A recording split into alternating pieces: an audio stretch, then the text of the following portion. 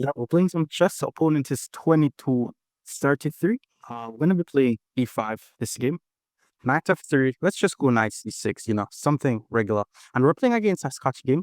I like to simply take the pawn here. And then c3 is where things gets interesting because white is offering a free pawn. We actually don't need to take the pawn here. I like to play a very nice move, queen to e7. It's actually very annoying. A lot of person is not used to it because we're still trying to win a pawn, and if they try to hold on to the pawn, then a lot could happen. I think bishop to d3, and if d5 castle takes, bishop takes is good, because if I takes, rook to e1 pins the queen. But a lot of person just doesn't know about it. This guy didn't know about it, so now I'm just going to take on e4, and once he blocks the check, I'm going to develop normally. Yes, my queen is out a bit too early, but I am ahead by a pawn, so I should be doing fine. Okay, let me see how I'm going to develop my pieces. I'm going to go bishop to b4 check, so that way my queen could use the e7 square, and black literally has no issues here. I'm just ahead by a pawn. Let's see how white responds. Knight c3. Okay, the knight is now pinned to the king, so I'm not in any rush to take that knight. So let me just simply finish my development. I have 3 pieces developed. The only issue that I have is the fact that my queen is out early. But again, we are ahead by a pawn. Bishop to d3 attacks the queen. The goal was to put the queen on the e7 square and then get my king castled. So white castle. Let me castle as well. Rook to e1 puts the rook on the same line as my queen, so that's a bit annoying. Okay, pawn a3 is played. I am a bit behind in development. Like, white's development is complete. I still need to develop my light square bishop, so I'm going to liquidate this knight so that way my next move could be a development move. For example, after pawn takes, I'm going to play d5. If the rook goes here, my queen gets the d6 square, and I simply develop my bishop. Queen c2, not afraid of that move at all. I'm just going to develop my bishop to g4. It applies some pressure to the knight. My h7 pawn is fine. I need to simply get my rooks in the game here, and then I'll be good. Thus, white may have to move the knight, which is annoying. For example, knight d2. Okay, knight g4 is not bad, but I'm just going to play h6 here and chase away the knight. Maybe he puts the knight on h7. Okay, that's terrible. We don't put your knights on the edge of the board. And by the way, bishops are better than knights, but if you're able to disturb the opponent's kingside like this, then it has to be worth it. Okay, now the question is, the opponent has 2 bishops, I have 2 knights. You have to know how to play these types of positions. Usually you don't want the position to be too opened, So for example, knight e4 is not a bad try here. It gets my knight in the game. I want to play f5 to secure the knight. Maybe f4 to attack the bishop. My queen could go to h4 to attack this weak pawn. I think I'm just chilling here. Okay, king h1 was played. The rook looks like it wants to go to g1. I like the idea of playing queen to h4, simply attacking his weak pawn. I also like the idea of playing f5 here, but I don't know why he's not playing f3. Let's go with f5 actually. f5 is nice. If he plays f3, it leaves his bishop unprotected, and my queen is on the same line as the bishop, so that would be bad for him. I need to get my rooks in the game. Like this rook needs to get in the game. And I'm not exactly sure what this knight on c6 is doing. I mean, it's developed, but I'm not really seeing the good forward move for it. So let's see. So rook went to g1. f5 hits the bishop. Bishop has to go all the way back to c1, which has to just be annoying. Let's continue with our attack. Pawn to f5. Black is better here. I'm so confident with my position. Bishop all the way back to c1. Okay, queen h4. There's takes, queen takes, and then take, which is okay. But let me get my last piece in the game. Rook to e1. Every piece is in the game. Queen to h4 will attack f2 and h3. And if he ever takes, I probably play pawn takes. I'm in good shape here. Not gonna lie. a4. That's too slow. He wants to go bishop here and hit this, but that has to be too slow. Let's continue with our plan. Queen h4. We're now attacking the weaknesses in the opponent's position. And remember what our weakness is, guys? This is where you find your weaknesses when you're attacking. A weakness is a pawn or a square that cannot be guarded by another pawn. So obviously double pawns are weaknesses. This is an isolated pawn, so that's a weakness. Black is just in good shape here. It's just a matter of time. Rook to g2 looks like it helps. So first of all, that's a free pawn, but can't I just play pawn to f3? Isn't this just a removing the guard tactic? Because I have 2 pieces attacking f2. He has 2 pieces guarding f2. So if I play f3, he's forced to move the rook and then I take. Oh boy, he's in trouble. Let's go f3. And if he plays bishop takes, I could take the rook as an intermezzo. And after the bishop takes, I hit him with rook e1 check. Bishop has to block, grab the bishop, win the game. Yeah, this is GG. So the first one is off the books. I really hope it don't get dark because I have 2 more games to play. Today was very hectic. I'm on vacation, by the way, guys. So it's tricky to spend so much time. Well, let's see what he should just resign here. To be honest, yeah, this is resignable. Okay, so he went for this idea. We already said this was bad. We take the rook with check. If he takes with the king, we takes the bishop. We're ahead by a rook. If he takes with the bishop, then this rook goes to the background with check. Okay, let's go check. He has to block with the bishop. And then we check. Okay, he resigns. Yeah, this had to be a very good game. So my accuracy was 87. Apparently, queen e7 was a mistake. f5 was also a mistake. And rook to e8 was also a mistake. But apart from that, I did very well. Let's hop into the next game. Our opponent is now 22-38. Let's go e4 here. We're playing against a Sicilian defense. I like to simply develop my knight, play pawn d4. And then after he takes, we go knight takes. Now knight f6 attacks the pawn. Knight c3 simply guards it. And then he plays a6. Looks like we're going to be playing against a Sicilian Najdorf. Let's go bishop e3. And if you're ever watching this video, like I'm very strong against the Najdorf, so this is gonna be a massacre. So he attacks my knight. Let's pull the knight back here. And after bishop to e6, because we don't want to allow knight g4, we're gonna play pawn to f3 to prevent that. Now the idea in the Najdorf is to simply play queen d2 and castle. After bishop e7, let's just go queen d2. This is all theory, by the way. Black castle their king. White castle their king. And this is very interesting. Now pawn to a5 is definitely one of the annoying moves in the Najdorf because black wants to play pawn to a4, but we're just going to play pawn to a4 ourselves. We need to be aware of the fact that yes, we're weakening this knight on b3, but if he gives up his bishop for a knight, it's good for us. Now knight c6 followed by knight b4 is usually the idea in these types of position. I think I should be fine going knight d5, takes knight here, maybe even pawn c4. Or should I go bishop to b5 first? So that way there's no rook that is able to go here. I usually like those types of situation as well. Bishop here, the knight goes here though. Or should I go g4?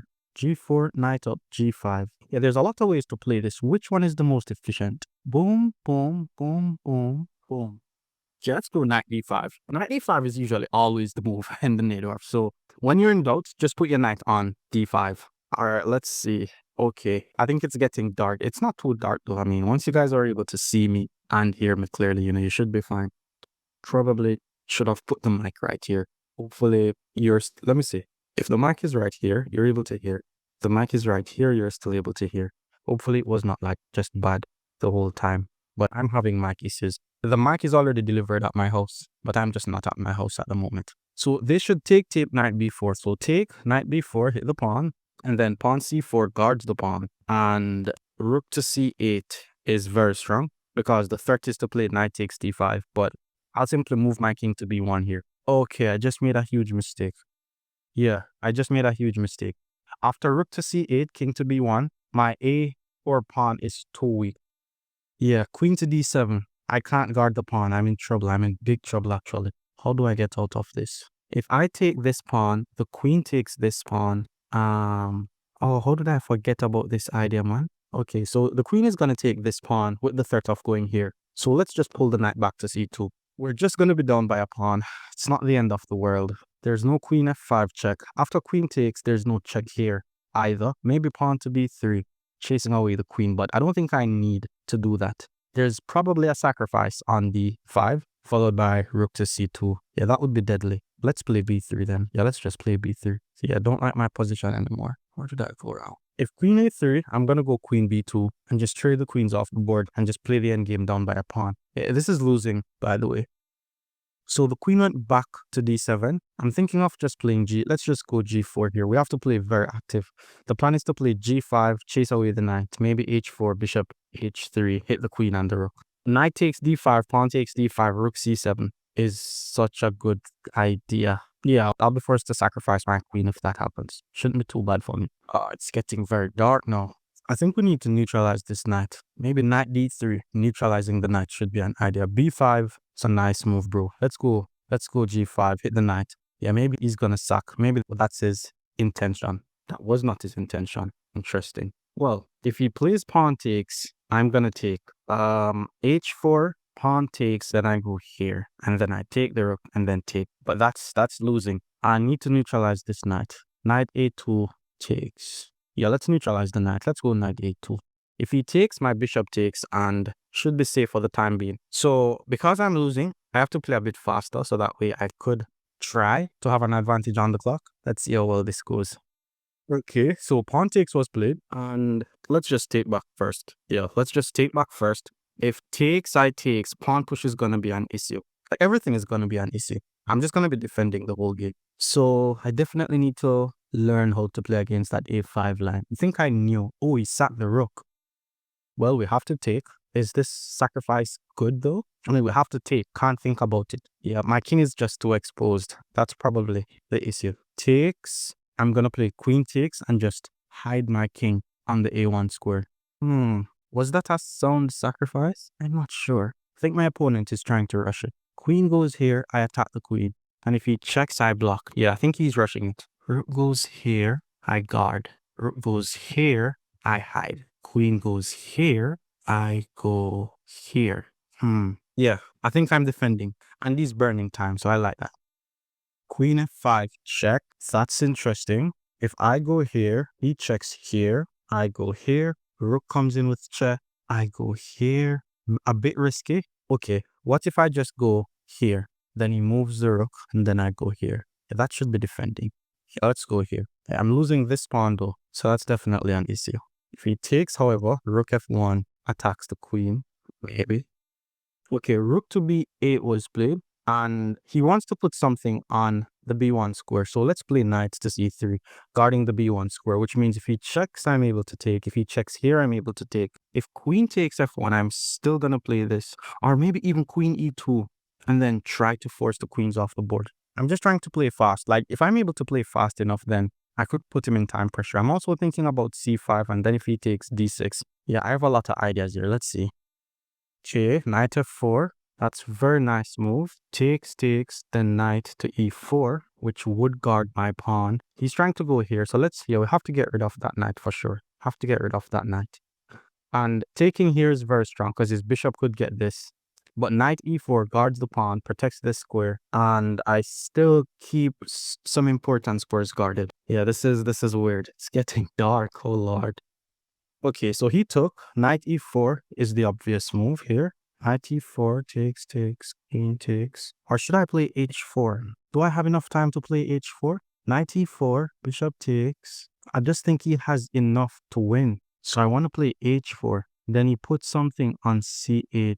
And then I play queen d4. Yeah, let's play h4. h4, that was not the plan. I probably shouldn't have went off script. Yeah, this is so much compensation. Maybe I need to find a way to sacrifice back something. Rook c8, I'm going to go queen d4. And there's no knight takes because my knight guards it, so that's good. Basically, I'm just trying to ensure that this bishop, if this bishop anytime gets on this diagonal, then I'm just going to resign.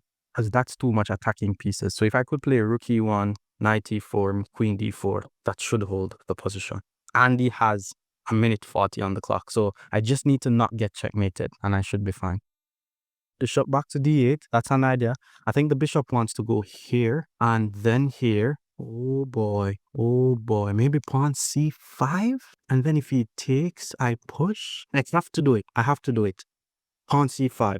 It prevents bishop here, so that's not bad. And if he takes and I push, I could push rook over. So let's push. And then I could go here and then try to threaten this if my pawn is here. Okay, so oh my god, that's so strong. Knight d3 check. Holy shoes, how did I miss that? Knight d3. Okay, I'm gonna sacrifice back material, obviously. So queen d4, knight check, I take. Queen d4.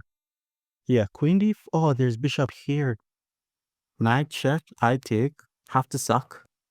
And then once he does that, I'm thinking d7. And if the bishop goes here, I go here first. So let's go d7. Toss pawns must be pushed. And if he puts the bishop on b6 to attack my queen, I ignore it, swing my rook in the game, and that should surprise you. Please go bishop b6, thinking you're winning, because that does not work. Like any attacking move that he plays, I'm going to counter-attack it with rook e1, because rook e1 threatens a checkmate. I'm probably going to go inside for the third game, because it's getting a bit dark here. Yeah, I'll probably go inside for the third game.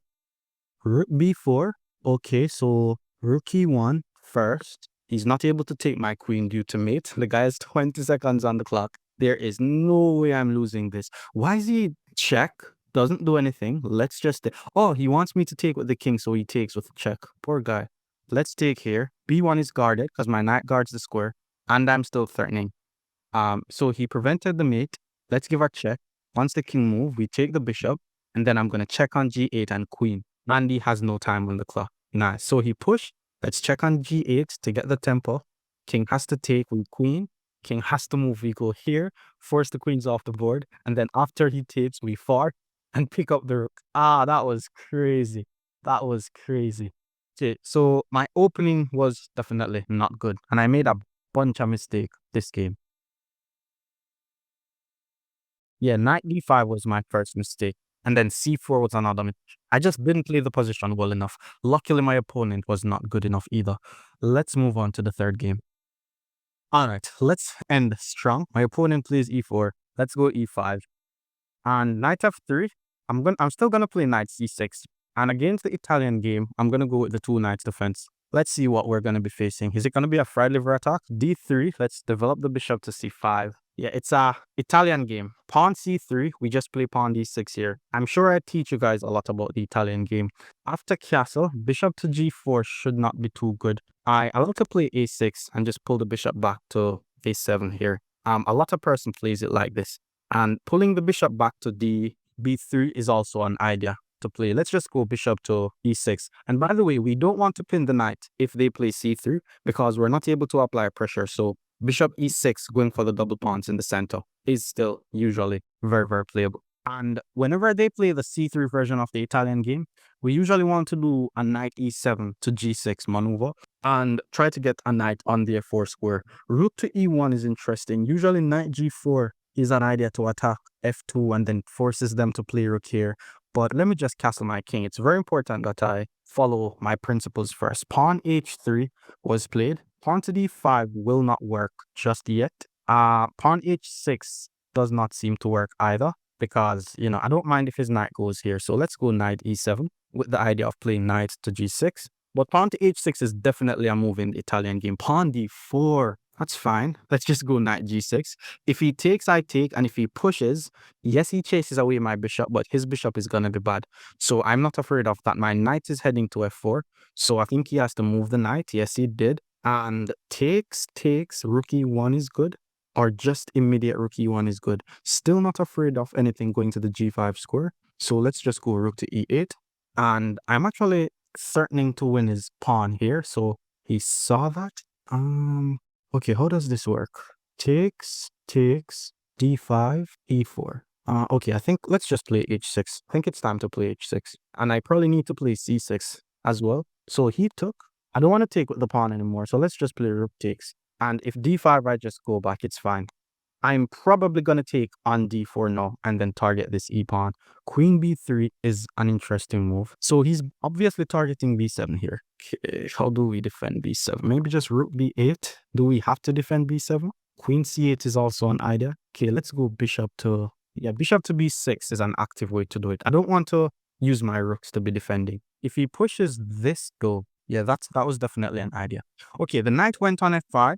I'm definitely going to take this. Did he just blunder a pawn? Not sure, but let's take because now I have two pieces attacking his e4 pawn. So if he's because the knight was guarding e4 and it's no longer guarding e4. So let's see. All right, let's see. So knight takes was played and rook takes looks like a free pawn.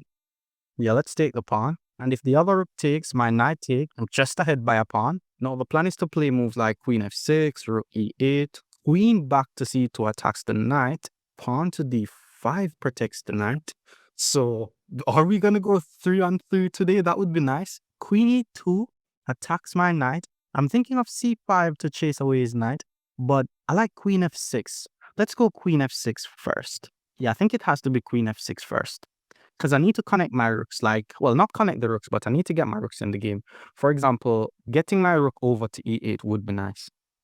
Okay, so he played queen f3. Knight e4 simply attacks the queen. But, okay, I can also take. And then I can also play c5 to attack the knight. So let me just get my rook in the game. It can't be bad to get pieces in the game.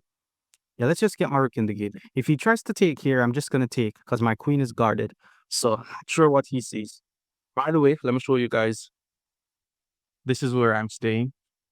It's like it's on a farm on an island in the Bahamas. All right. Bishop e3 was played. I think the island is called Eleuthera or something like that. Okay, pawn c5 hits the knight.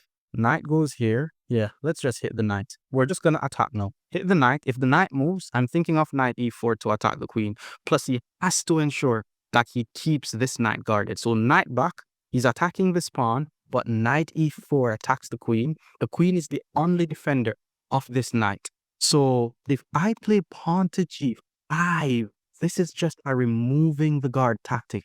Knight takes h6, there's queen takes h6, all my pieces are guarded. The queen is not able to stay and guard this knight. So pawn g5 is just winning material.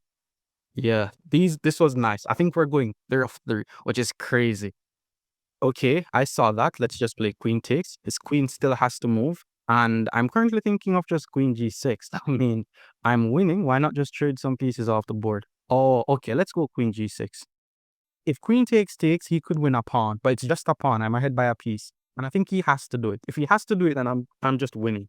Let's just take. And okay, that is truly not good. He wants to chase away my knight so he's able to take, but the pawn no longer guards the bishop. So I'm gonna play knight takes e3. And if he takes, I take the bishop.